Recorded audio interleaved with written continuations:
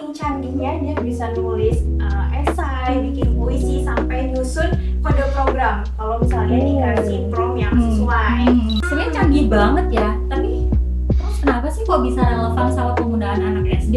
Betul banget. Kenapa sih bisa gitu? Karena AI ini kan interaktif ya sifatnya, dan juga mereka itu relevan, up to date. Lebih seneng karena semuanya ada di situ gitu kan. Bener banget ya, lebih ke fun sih. Ketemu lagi di podcast paling up to date di Perbanas. Kenalin, aku Alif, dan di sini aku nggak sendirian. Aku punya teman-teman atau adik aku di sini. Kenalin, ada Aku Rista. dan juga ada. Hai, aku Kiki. Hai semuanya. Kita bakalan curhat, discuss sambil ngobrol-ngobrol ringan. Nah, aku mau ngajak kalian flashback dulu di masa kita zaman SD. Kalian pernah nggak sih? Bukan pernah lagi. Waktu zaman SD kalian ya nggak? Sering banget dikasih tugas PR sama guru-guru kalian. Iya, sering banget tiap hari kayaknya ya. Tiap hari ada PR ya tentunya. Iya, pasti itu Pak. Kalian coba bayangin ketika kalian dulu waktu SD kerjain PR, itu kan pasti kalau bingung tanya sama orang tua. Kalau nggak Pasti. tanya orang tua, tanya sama teman. Telepon dong ke teman. Atau Benar-benar. paling gampang nih cari di buku paket, meskipun bukunya udah yang sampai tebel banget saking Iya, bolak-balik, udah lecek kadang-kadang ya. Bener banget. Saking kita Ingat banget ya, betul. Iya, Karena iya. cuma itu ya sumbernya ya. Betul, sebenarnya cuma itu. Nah, kepikiran nggak sih kalau teman-teman kita atau adik-adik kita yang duduk di pendidikan dasar ini dikasih PR sama gurunya, kira-kira mereka caranya gimana ngerjainnya kalau sekarang? Gimana ya?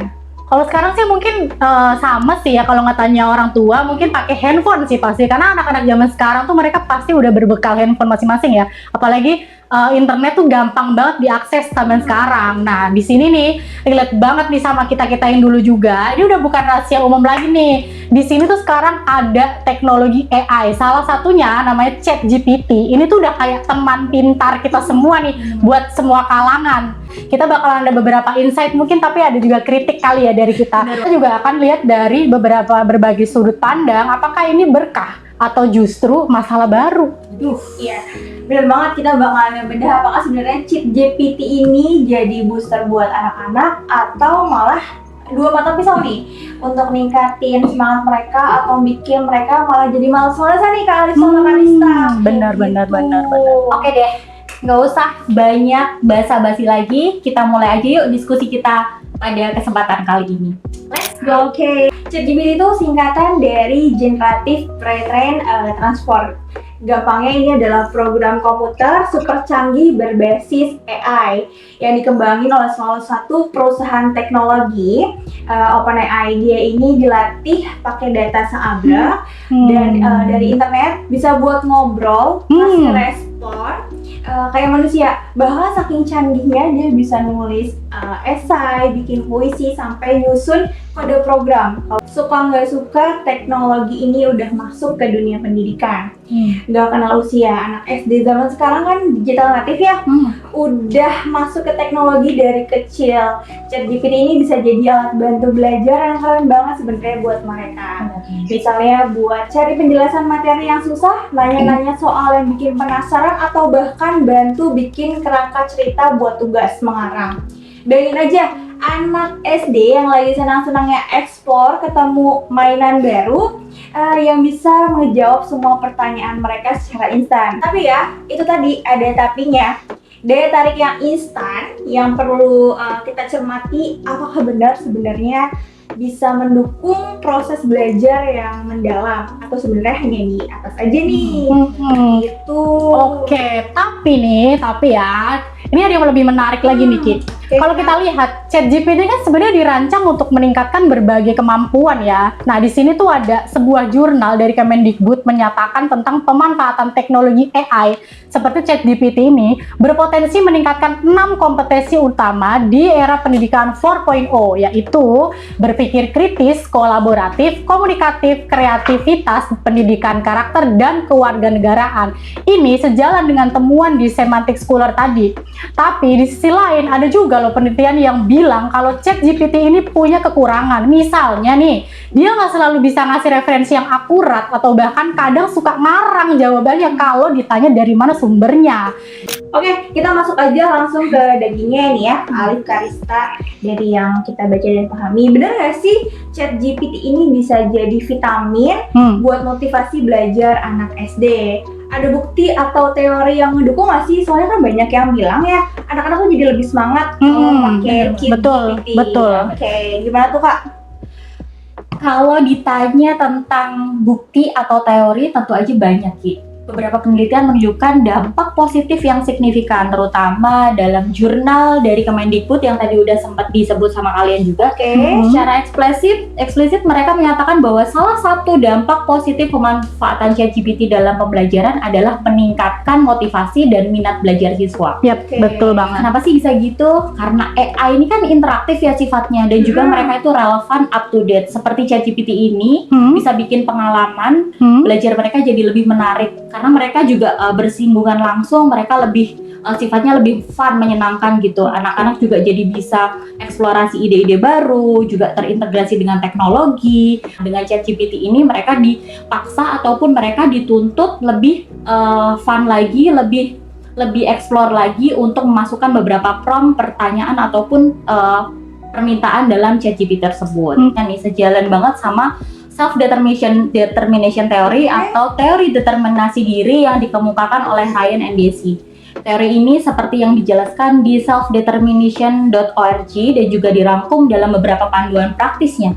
Mereka menyebutkan bahwa motivasi itu bakal tumbuh subur kalau 3 kebutuhan psikologis dasar terpenuhi. Apa aja tuh Kak Alif? Yang pertama ada otonomi, yaitu merasa menjadi inisiator atau mereka punya pilihan dalam belajar. Itu jelas banget ya otonomi ya. Setuju ya. Lalu yang kedua kita punya kompetensi, yaitu mereka merasa mampu dan efektif dalam mencapai tujuan tersebut.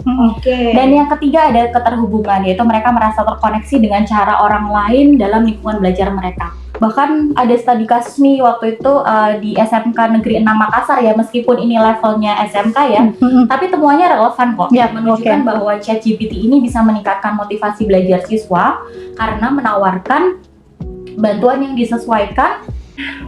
Aku nambahin dikit ya Mbak Alif ya. Selain dari SDT tadi, ada juga nih konsep motivasi intrinsik dan ekstrinsik yang penting juga kita pahami di sini gitu.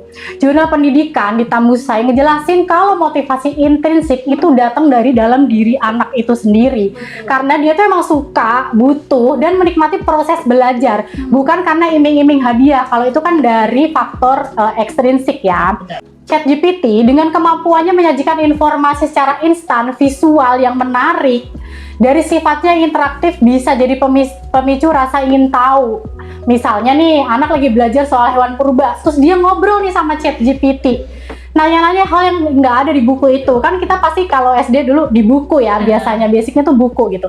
Rasa ingin tahu ini tuh terjawabkan via ChatGPT ini gitu. Ini juga didukung oleh penelitian dari Zulfikar Sari di tahun 2024 yang dikutip dari jurnal Kemendikbud juga, bahwa kemampuan AI dalam mengolah data dan informasi dapat memenuhi kebutuhan siswa yang sesuai dengan perkembangan teknologi terkini. Jadi AI ini seolah-olah jadi teman diskusi yang nggak pernah capek. Nah, di sini mahasiswa terbiasa cari jawaban instan, bisa kehilangan keterampilan berpikir kritis dan kemampuan riset yang esensial. Bisa jadi nih, lebih rentan banget nih. Mereka bisa jadi sangat tergantung pada jawaban instan tanpa melalui proses berpikir yang seharusnya. Ini ada penelitian dari Zamzami 2024, dikutip juga nih dari jurnal Kemendikbud. Kalau penggunaan ChatGPT secara terus-menerus akan menghambat pengembangan keterampilan berpikir kritis. Ujung-ujungnya nanti jadi males mikir. Ya kan, kayak nggak mau repot, yaudah instan aja kayak tadi yang kita bahas di awal. Itu coba. Jadi aku setuju sama statementnya Karista. Menurut aku sih ini kayak pedang bermata dua ya. Di satu sisi akses informasi cepat, tapi di sisi lain tuh nggak diimbangi sama kemampuan mengolah data yang ada. Jadi percuma gitu loh. Dan bukan cuma malas mikir aja, tapi soal akurasi informasi dan etikanya juga harus dipertanyakan. Aku nemu salah satu penelitian event jurnal dari Suharman yang dikutip dari Sin Desa ya, ngingetin kita kalau ChatGPT itu secanggih apapun dia cuma bisa nanggapin pertanyaan berdasarkan data yang udah dilatih ke dia tanpa bisa mastiin 100% jawaban tersebut terpercaya atau informasi yang paling up to date. Jadi informasi yang didapat tuh bisa aja salah atau bahkan nggak lengkap. Anak-anaknya kan belum punya kemampuan dokter Betul yang bagus ya, kayak banget. kita. Iya. SD belum bisa nih milih mana yang valid dan mana yang enggak gitu. Nah, aku tadi setuju sama statement kalian berdua selain hal yang tadi sudah aku jelaskan, sebenarnya ada masalah lagi nih kan namanya, yaitu plagiarisme dan integritas. Jadi karena mereka udah dapat, mereka tuh langsung copy paste aja ya, dan otomatis secara nggak langsung integritas mereka jadi turun. Jadi mereka maunya instan aja. Betul. Aku nemu salah satu artikel dari pak.unisa.ac.id. Dia mengungkapkan bahwa penggunaan ChatGPT tanpa pengolahan lebih lanjut, tanpa pemikiran ulang bisa dianggap sebagai bentuk plagiarisme. Itu udah pasti ya, karena Iya, kita semua betul, pasti. benar banget. Nah, meskipun teks yang dihasilkan dari ChatGPT itu orisinal dalam artian gak nyontek plek, tapi landasannya tuh mereka asal ngambil aja gitu loh Kak. Terus aku nemu juga salah satu jurnal Information Technology and Science juga membahas bahwa pentingnya implementasi etika AI dalam sistem pendidikan, termasuk soal keadilan dan penghindaran bias.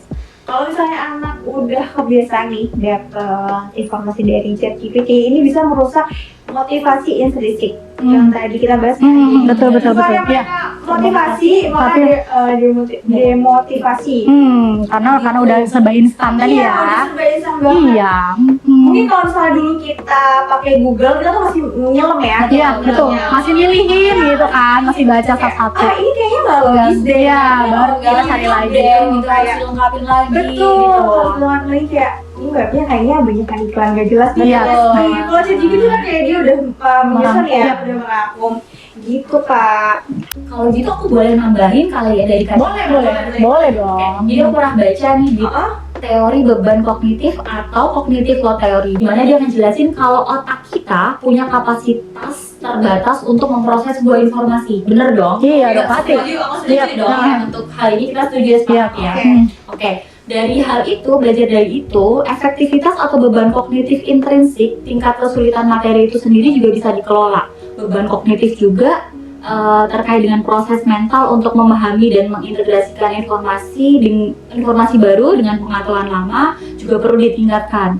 Nah, beban kognitif ekstrinsik ini atau hal-hal yang nggak relevan dengan pembelajaran tapi ikut membebani pikiran, misalnya tampilan yang ribet ataupun instruksi yang nggak jelas, nah ini bisa dikurangi.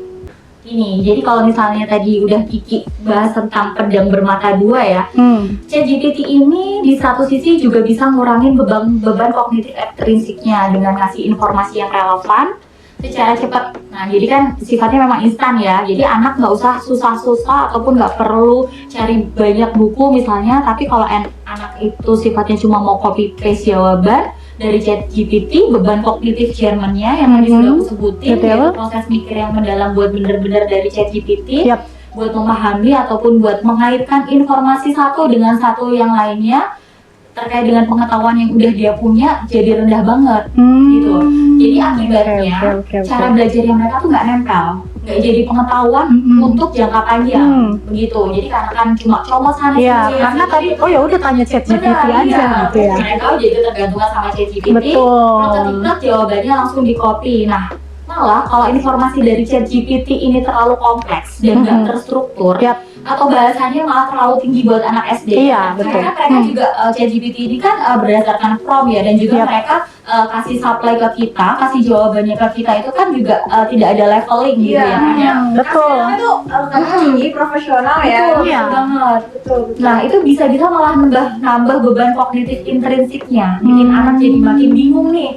Bikin anak makin bingung. Habis itu mereka jadi frustasi. Jadi cara anak bertanya ke ChatGPT ini atau prompt engineering versi anak SD, atau bagaimana buku atau bagaimana guru orang tua membingkai penggunaannya jadi sangat krusial. Nah, hal ini sih yang jadi persoalan ataupun jadi pointed yang harus kita garis bawahi nih. Bimbingan ataupun pengawasan dari guru dan juga orang tua untuk membuat prompt yang sesuai dengan pendidikan sekolah dasar. Oke. Wih, dalam banget ya pembahasannya Sobat Cerdas. Dari sisi positif ada, negatif betul. tentunya Ada juga, Sampai berseimbang. harus seimbang. Sampai Iya. teori-teori itu juga kita bedah banget ya. Betul. Nah sekarang pertanyaannya, terus gimana dong solusinya? Apa kita harus panik nih ngobrol ChatGPT buat anak SD? Atau ada jalan tengahnya yang lebih bijak untuk menggunakan ChatGPT tersebut? Gimana nih Kak? Oke, sebenarnya kalau menurut aku sih kayaknya ngeblok bukan solusi ya di era digital ini. Itu kayak lari dari kenyataan ya sih, karena itu nggak bisa kita hindari, itu akan terus berevolusi gitu kan. Nah, terus berkembang juga. Nah, yang penting di sini tuh penggunaannya yang bijak dan pendampingan yang tepat. Nih, ada artikel dari udk.id itu menekankan pentingnya peran guru dan orang tua tadi yang disebutin ya, udah ya. Dalam membangun digital citizenship pada anak, guru juga perlu ngajarin gimana sih cara pakai ChatGPT sebagai alat bantu. Mungkin tadi dengan prompt yang tepat juga sesuai dengan usia anak sekolah dasar gitu kan ya. Bukan sebagai sumber utama jawaban. Misalnya nih, ChatGPT bisa dipakai buat cari ide awal, buat brainstorming atau buat memahami konsep dasar dengan bahasa yang lebih sederhana. Tapi bukan buat ngerjain tugas nih selesai langsung dari A sampai Z. Sumbernya salah gitu kan, ngawur juga. Nah, di sini guru juga perlu ngasih tugas yang menuntut analisis dan kreativitas, bukan hanya dari ChatGPT dan yang nggak bisa dijawab langsung sama ChatGPT gitu, teman-teman. Aku setuju banget sih sama yang udah disampaikan sama Rista tadi. Orang tua ya, peran orang tua di sini tuh juga punya peran sentral. Karena kalau di sekolah mereka dititipkannya pada guru. Nah, ketika kembali ke rumah, otomatis orang tua juga harus take over tanggung jawab ini dong. Mereka juga harus ngawasin gimana cara penggunaan ChatGPT di rumah. Yang lebih penting lagi, mereka harus ngajak diskusi nih soal informasi yang didapat dari ChatGPT. Orang tua bisa tanya, menurut kamu nih nak, jawaban dari ChatGPT ini masuk akal nggak sih? Jadi selain mereka dapat jawaban ChatGPT, anak-anak juga terbiasa nggak langsung percaya sama apa yang dihasilkan oleh ChatGPT ini. Ini juga sejalan dengan pentingnya implementasi etika penggunaan AI. Yang tadi juga sudah sempat dijelasin kan ya, ada etika penggunaan AI dalam sistem pendidikan. Seperti yang dibahas dalam jurnal Information Technology and Science yang menyoroti perlindungan data, keadilan akses, dan juga pendidikan etika AI itu sendiri. Jadi memang AI itu juga ada etikanya. Ada etikanya ya berarti ya. Oh iya, betul. Asal menggunakan, tapi kita juga harus berpikir logis bagaimana cara penggunaan ataupun pendidikan etika AI tersebut. Oke. Jadi ya itu juga ada etikanya. Benar. Nah itu dia, dan jangan lupa ada yang namanya literasi digital dan kemampuan berpikir kritis. Ya, itu benar. kuncinya sih Kak. Anak-anak tuh perlu diajarin buat gak nelan mentah-mentah apa kata ChatGPT. Mereka harus belajar verifikasi informasi, bandingin sama sumber lain kayak buku pelajaran atau penjelasan dari guru. Seperti yang disarankan di artikel yang sebelumnya kita sudah jelaskan. Selalu verifikasi informasi yang didapatkan dari ChatGPT, dan yang gak kalah penting, ChatGPT ini jangan sampai ngegantiin interaksi sesama manusia nih Kak. Keterhubungan sosial, diskusi sama teman sekelas, belajar bareng guru secara langsung, itu penting banget buat Betul, mereka. penting banget. Itu penting buat perkembangan emosional dan sosial mereka. Oke deh, Sobat Cerdas, dari obrolan seru kita hari ini ada beberapa poin penting yang mungkin bisa kita bawa pulang bareng. Yang pertama, ChatGPT itu kayak koin, ada sisi positif buat ningkatin motivasi dan minat belajar anak SD karena interaktivitasnya, tapi ada juga sisi negatifnya yang mengancam kemandirian, berpikir, kreativitas, dan juga potensi ketergantungan mereka. Oke, yang kedua. Oke, boleh aku yang kedua ya? Boleh. Yang kedua nih, kita nggak bisa ngomongin dampaknya nih tanpa ngerti teori apa yang dibalik itu gitu. Benar. Nah, tadi kita katakan ada self-determination theory, iya dong, yang tadi SDT. betul. Yang kita ingetin pentingnya otonomi, kompetensi, dan keterhubungan. Ada teori perkembangan kognitif Piaget yang tadi disampaikan juga, yang menunjukin kalau anak sekolah dasar tuh mikirnya masih konkret sampai dengan teori kognitif lo teori tadi yang ngajarin gimana otak kita memproses informasi dan gimana sih ChatGPT bisa bantu atau malah bisa membebani.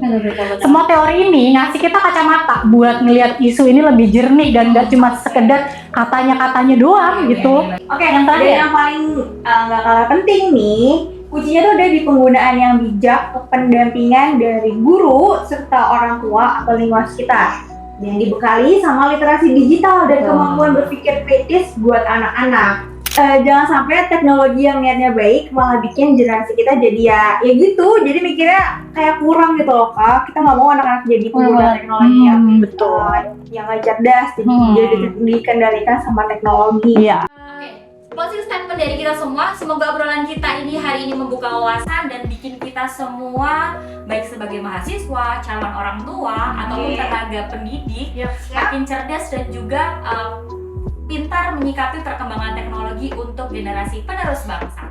Aku Alif, aku Rista, Dan aku Kiki dari Magister Manajemen Perbanas Institut pamit undur diri. Sampai jumpa di episode selanjutnya. Tetap kritis, cerdas, dan jangan